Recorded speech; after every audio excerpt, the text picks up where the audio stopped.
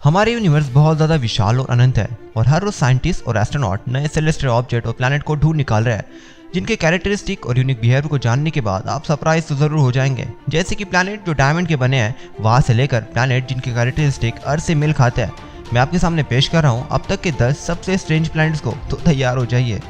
Number 10 GZ1214b।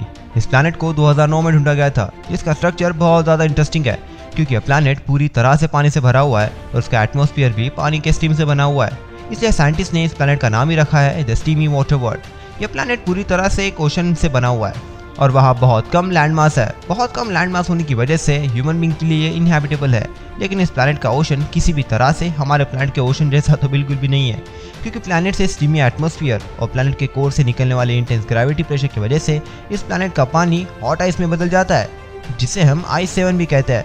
यह hot ice nature में बहुत ज़्यादा स्ट्रेंज और इनकंसिस्टेंट होने की वजह से साइंटिस्ट का मानना यह है कि यह प्लैनेट बायोलॉजिकल लाइफ के लिए सूटेबल तो बिल्कुल नहीं है और यह प्लैनेट इसके हॉट स्टार के बहुत ज़्यादा नज़दीक यानी सिर्फ 2 मिलियन किलोमीटर दूर होने की वजह से इस प्लैनेट का सरफेस का टेम्परेचर, आप यकीन नहीं करोगे, 200 डिग्री सेल्सियस तक बढ़ जाता है। इसे जानने के बाद हम तो यही कह सकते हैं कि यह प्लैनेट उन प्लैनेट में से तो बिल्कुल नहीं है जहाँ पे हम जाना चाहेंगे। Number 9 HAT-P1b। यह प्लैनेट हमारे अर्थ से 453 लाइट ईयर्स दूर है। यह एक्स्ट्रा सोलर प्लैनेट HAT-P1b हमारे सोलर सिस्टम के सबसे बड़े प्लैनेट जुपिटर की साइज से भी बड़ा है। वेल, हम इसे लार्जेस्ट जुपिटर भी कह सकते हैं, लेकिन इसका टोटल मास हमारे जुपिटर के सिर्फ 60% इतना ही है।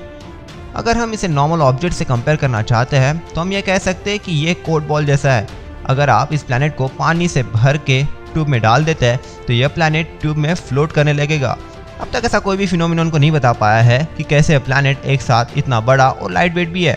साइंटिस्ट का मानना यह है कि टीडल फ्लेक्सिंग की वजह से यह प्लैनेट इतना बड़ा हो चुका है। दूसरे शब्दों में हम कह सकते हैं कि इस प्लैनेट की एनर्जी इंटेंस हीट में बदल जाती है, जिसकी वजह से यह प्लैनेट की साइज बढ़ा देता है और इस इंटेंस हीट की वजह से यह प्लैनेट इनहैबिटेबल हो जाता है। अब हमें यह समय ही बता सकता है कि light weight ball planet future में कितना बड़ा हो सकता है। Number 8 HD-18977-3b। यह प्लैनेट का कलर नीला है जो हमारे प्लैनेट जैसा ही है। यह जानने के बाद शायद आप यह सोचेंगे कि एक्स्ट्रा सोलर प्लैनेट का एनवायरनमेंट शायद लिविंग के लिए सूटेबल हो सकता है, लेकिन दिखावे पे मत जाइएगा क्योंकि यह प्लैनेट अपने अंदर एक गहरा राज छुपाया हुआ है। इस प्लैनेट पर ग्लास के टुकड़ों की बारिश होती है।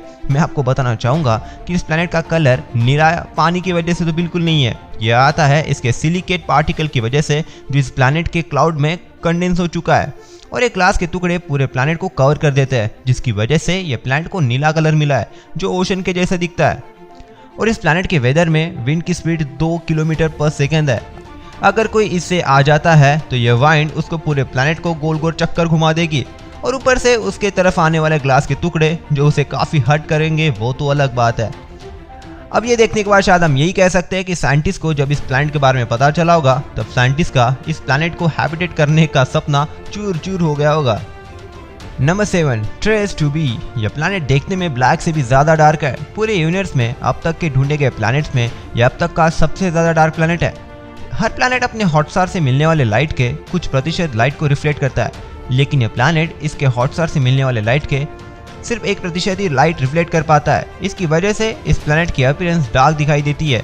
यह प्लैनेट इतना मिस्टीरियस था कि कुछ साइंटिस्ट ने शुरुआत में यह मान लिया था कि उनके पास कोई इन्फॉर्मेशन इनएक्यूरेट और फॉल्टी है, लेकिन बाद में साइंटिस्ट ने इस प्लैनेट को लेकर कुछ हाइपोथेसिस बनाए। साइंटिस्ट का मानना यह है कि इस प्लैनेट पर गैसियस सोडियम और टाइटेनियम ऑक्साइड का कॉन्सेंट्रेशन बहुत ज़्यादा है, या फिर इस प्लैनेट पर अमोनिया क्लाउड एब्सेंट है जो गैस प्लैनेट को लाइट रिफ्लेक्ट करने के बाद बहुत ज़्यादा ज़रूरी होती है। भले ये हाइपोथेसिस सुनने में ठीक लगते हो, लेकिन कुछ लोगों का मानना यह है कि इस प्लैनेट ने अपने अंदर एक गहरा राज छुपाया हुआ है, जैसे कि इस प्लैनेट पर एलियंस रह रहे हैं जिनकी टेक्नोलॉजी बहुत ज़्यादा एडवांस हो सकती है, जिसकी वजह से प्लैनेट का अपीयरेंस बैक दिखाई देता है। आपको क्या लगता है कमेंट में ज़रूर बताइएगा।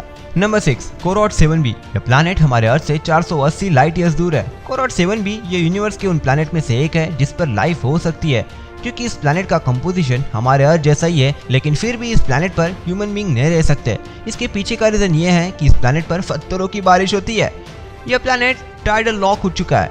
इसके एक साइड में परमानेंट डे लाइट होता है तो दूसरे साइड में नाइट टाइम होता है। प्लैनेट के एक साइड में इंटेंस हीट की वजह से बहुत सारे वोल्केनिक इरप्शन होते हैं और बाद में यही मोल्टन मैग्मा उड़कर कोल्ड साइड में चले जाते हैं, वहाँ पर कूल डाउन होकर नीचे गिरते हैं।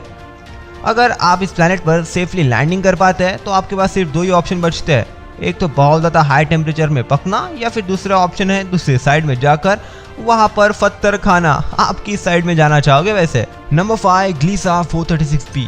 ग्लीसा 436b ये अब तक का सबसे ज्यादा इंट्रिग्यूटिंग प्लैनेट है। उसका कारण यह है कि इस प्लैनेट का पूरा सरफेस हॉट आइस से कवर किया हुआ है। सुनने में ये कितना भी बेतुका लगता होगा लेकिन ये पॉसिबल है और इसका लिविंग प्रूफ है ये प्लैनेट ग्लीसा 436b। शुरुआत में साइंटिस्ट शॉक में थे लेकिन बाद में डिगिंग करने के बाद इन्हें यह कंक्लूजन निकालना पड़ा कि इस हॉट आइस की इंफॉर्मेशन का रीजन इस प्लैनेट के यूनिक एनवायरनमेंट में है, जिसके पीछे का रीजन ये है कि इस प्लैनेट इसके हॉट स्टार के सिर्फ 6.9 किलोमीटर दूर है, जिसकी वजह से प्लैनेट का सरफेस टेम्परेचर 436 डिग्री सेल्सियस हो जाता है। लेकिन इस प्लैनेट का इंटेंस ग्रेविटेशनल फोर्स वाटर को इवेपोरेट होने नहीं देता। इस अनयूजुअल इंट्रामोलिकुलर बॉन्डिंग की वजह से हॉट आइस फॉर्म होता है जिसे हम आइस 10 भी कहते हैं। पिछले फैक्ट में मेंशन किए गए आइस 7 की तरह यह भी हमारे अर्थ के आइस से बहुत ज्यादा अलग होता है। इसे सिर्फ टच करने की वजह से आपको सीवियर बर्न हो सकता है। यह प्लैनेट एक स्लोगन को बहुत अच्छे से रिप्रेजेंट करता है जो है hello freezes over. Number 4, warp 17b। Warp 17b यह प्लैनेट हैट P1b की तरह है। यह फ्लफी प्लैनेट के कैटेगरी में आता है क्योंकि इस प्लैनेट की साइज अपने जुपिटर से 19 गुना ज्यादा है, लेकिन इसका मास सिर्फ जुपिटर से आधा ही है। अगर इसे किसी जनरल लाइफ के ऑब्जेक्ट के साथ कंपेयर किया जाता है तो इस प्लैनेट की डेंसिटी पॉलीस्टीरीन जितनी है, लेकिन प्लैनेट में ही ऐसी एक अनयूजुअल चीज नहीं है। यह प्लैनेट उन प्लैनेट में से शामिल होता है जिनकी ऑर्बिट रेट्रोग्रेड है। इस अनयूजुअल चीज के पीछे का रीजन ये हो सकता है कि इस प्लैनेट अपने हॉट स्टार से सिर्फ 7 मिलियन किलोमीटर दूरी पर है और इन दोनों के बीच इंटेंस ग्रेविटेशनल पुल होने की वजह से यह प्लैनेट ऑर्बिट के रिवर्स में घूम रहा होगा और यही प्लैनेट के बड़े और लाइट वेट होने के पीछे का रीजन भी हो सकता है, जैसे कि हैट P1b है। लेकिन साइंटिस्ट की और एक थ्योरी है। इसका मानना यह है कि यह प्लैनेट इसके नजदीकी स्टार की वजह से इस प्लैनेट का ऑर्बिट अफेक्ट हो रहा है, लेकिन अब तक ये थ्योरी प्रूव होने की है और इसमें बहुत ज्यादा रिसर्च भी बाकी है। लेकिन अगर ये थ्योरी सही है तो कुछ मिलियन ईयर्स के बाद हमें यह प्लैनेट जो ऑर्बिट में रिवर्स डायरेक्शन में घूम रहा है वो उसके नॉर्मल डायरेक्शन में घूमते हुए दिखाई देगा। लेकिन क्या पता मिलियन ईयर्स के बाद आप जिंदा रहोगे भी या नहीं। नंबर 3, 55 कैनकरी ई। हमारी अर्थ पर डायमंड से बहुत ज्यादा प्रेशियस मटेरियल है, लेकिन 55 कैनकरी ई इस प्लैनेट पर डायमंड से प्रेशियस नहीं है, कॉमन मटेरियल है, क्योंकि इस प्लैनेट का 1/3 पार्ट डायमंड से बना हुआ है। अगर हम इस प्लैनेट के पूरे डायमंड्स को एक जगह पर जमा करते हैं तो हमारे अर्थ जितना बड़ा हो सकता है। अगर इकोनॉमिक्स के प्रिंसिपल एग्जिस्ट नहीं करते तो इस डायमंड की प्राइस 26.9 नॉलियन होती। नॉलियन का मतलब होता है एक के पीछे 30 जीरोस। हमारे सुपर अर्थ के कैटेगरी में यह प्लैनेट सबसे ज्यादा इंटरेस्टिंग है क्योंकि यह प्लैनेट पूरी तरह से कार्बन से बना हुआ है और एक्सप्लेन करता है कि क्यों इस प्लैनेट पर इतना ज्यादा डायमंड अवेलेबल है। जैसे कि हम ये जानते हैं कि अगर कोई डायमंड को इंटेंस हीट टेम्परेचर में प्रोसेस करता है तो वो यह कार्बन क्रिस्टल होकर डायमंड में कन्वर्ट हो जाता है और इस प्लैनेट का एवरेज टेम्परेचर 726 डिग्री सेल्सियस है। इसलिए सरप्राइज होने की बात तो बिल्कुल नहीं है क्योंकि इस प्लैनेट का 1/3 पार्ट डायमंड से बना हुआ है। यह प्लैनेट देखने में बहुत ज्यादा ब्यूटीफुल है क्योंकि इस प्लैनेट के डायमंड एक ब्लू लुमिनस ग्लो देता है जो आपका ध्यान अट्रैक्ट जरूर कर देगा। अगर आपको इसके ब्यूटी को एडमायर करना है तो आपको एक पावरफुल टेलीस्कोप की जरूरत गिरेगी क्योंकि यह प्लैनेट हमारे अर्थ से 40 लाइट ईयर्स दूर है। Number 2, Gleycy 5T1c। भले ही हमारे यूनिवर्स में अर्थ जैसे कैरेक्टरिस्टिक वाले प्लैनेट बहुत सारे होंगे, लेकिन ग्लेसी 5T1c प्लैनेट हमारे सबसे प्राइम कैंडिडेट है। इस अर्थ जैसे दिखने वाले इस प्लैनेट का इनिशियल टेम्परेचर हमारे अर्थ से बहुत ज़्यादा मेल खाता है, जो कि है 0 से 40 डिग्री सेल्सियस के बीच, और इस प्लैनेट पर वाटर भी है। हमारे यूनिवर्स में यह उन प्लैनेट में से एक काउंट होता है जिस पर जीवन हो सकता है, लेकिन स्टडी के हिसाब से इस प्लैनेट पर हैबिटेट जोन बहुत कम है क्योंकि इस प्लैनेट के हर पार्ट में एटमॉस्फेरिक कंपोजिशन और थिकनेस बहुत डिफरेंट है। फिर भी इस प्लैनेट की डिस्कवरी एक बहुत बड़े ब्रेक थ्रू से कम नहीं है क्योंकि यह प्लैनेट ये प्रूव करता है कि हमारे अर्थ जैसे बहुत सारे प्लैनेट और भी है जहां पर लाइफ पॉसिबल है। यह प्लैनेट एक नए डिस्कवर किए हुए एक्स्ट्रो प्लैनेट केपलर 452b के साथ कंपेयर किया जाता है जिसका एनवायरनमेंट भी अर्थ जैसा ही है। यह दोनों प्लैनेट इन दोनों के हॉट स्टार के हैबिटेट जोन में है, जिसकी वजह से प्लैनेट्स पर रॉकी सरफेस और ओशन भी अवेलेबल है जिनकी जरूरत प्लैनेट को हैबिटेट करने में मदद करती है। लेकिन इसके ऊपर बहुत सारे रिसर्च करने की जरूरत है क्योंकि हैबिटेट प्लैनेट होने के लिए बहुत सारे स्पेसिफिक रिक्वायरमेंट की जरूरत होती है। Number 1, J1407b। अगर आप सोचते हैं कि हमारे सैटर्न की रिंग बहुत ज्यादा मैग्निफिसेंट है तो इस प्लैनेट की रिंग को देखकर और चौंक जाइए। मैं जिस प्लैनेट की बात कर रहा हूँ उस एक्सो प्लैनेट का नाम है J1407b। यह प्लैनेट की रिंग हमारे सैटर्न से 200 गुना ज्यादा बड़ी है। इस प्लैनेट को सुपर सैटर्न भी कहा जाता है। यह प्लैनेट हमारे सोलर सिस्टम से 433.8 लाइट ईयर्स दूर है इस मैग्निफिसेंट प्लैनेट के पास 30 से भी ज्यादा रिंग्स है जो इसके आजू बाजू में घूम रही है और हर रिंग की लंबाई 100 ऑफ किलोमीटर्स है। अगर आप इस प्लैनेट की रिंग्स को हमारे सैटर्न के साथ रिप्लेस करता है तो हम सैटर्न के रिंग को अर्थ से रात के समय में क्लियरली देख पाएंगे और यह हमें हमारे मून से और भी ज्यादा विजिबल दिखेगा।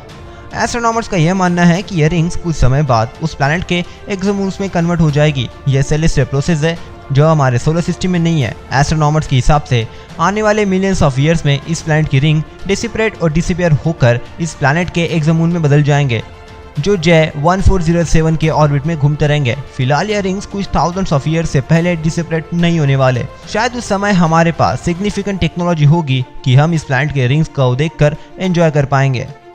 अगर आप वीडियो यहाँ तक देख रहे हैं तो यकीन मानिए कि आप में स्मार्टनेस की हंगर है और हम स्मार्टनेस का डेली डोज डेली रिलीज करते हैं। तो please do like, share and subscribe और वो बेल को बजा के ऑल पे क्लिक जरूर कर देना ताकि हमारा वीडियो आप तक सबसे पहले पहुंचे। तो अब तक के लिए इतना ही और तब तक देखिए लेफ्ट या फिर राइट। बाय।